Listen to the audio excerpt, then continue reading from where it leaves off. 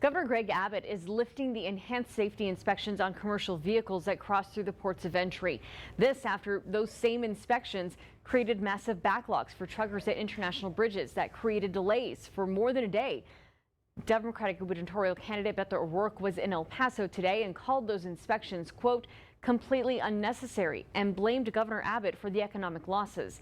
ABC 7's Dylan McKim was live at the news conference. He joins us now with more. Dylan.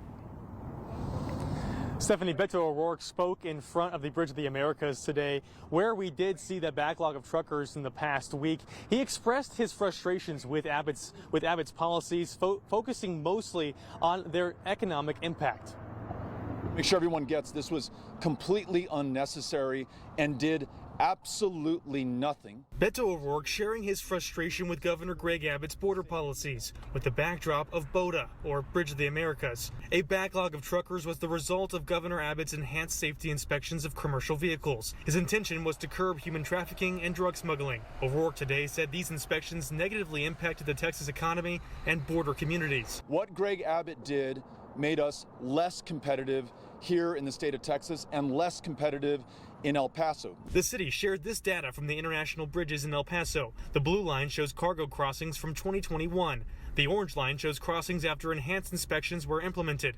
The numbers were down, especially in the gray shaded region, when truckers created a blockade at the port of entry. International Bridges Director for the city, David Coronado, estimates the losses are in the millions for El Paso. Governor Campos has provided me with the best border security plan that I've seen from any governor from Mexico. Thursday, Abbott signed a memorandum of understanding with the governor of Chihuahua to increase border security on both sides. Abbott calls this agreement historic. O'Rourke does not. This was blackmail, absolutely. Blackmail to these governors in Mexico, blackmail against the businesses along the border here in communities like El Paso. O'Rourke says he supports the end of Title 42, and if elected, he says he wants to focus on the processing of migrants. Right now, I think the average asylum claim takes 5 years to be processed. We should be trying to get down to 5 weeks. ABC 7 did reach out to the governor's office for a response to Beto O'Rourke's claims.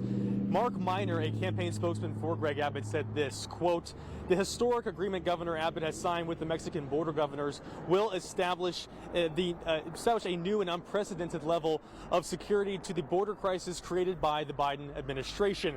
He went on to say the fact that Truth challenged Beto O'Rourke doesn't even acknowledge a border crisis and changes his position daily on Title 42 should disqualify him for running for governor, end quote. Reporting live at the Bridge of the Americas, Dylan McKim, ABC 7. All right, Dylan. Texas and Chihuahua agreed to put an end to DPS inspections at the border on Thursday, and the details of the agreement with Chihuahua include a $200 million investment in technology to better track commercial vehicles crossing into Texas.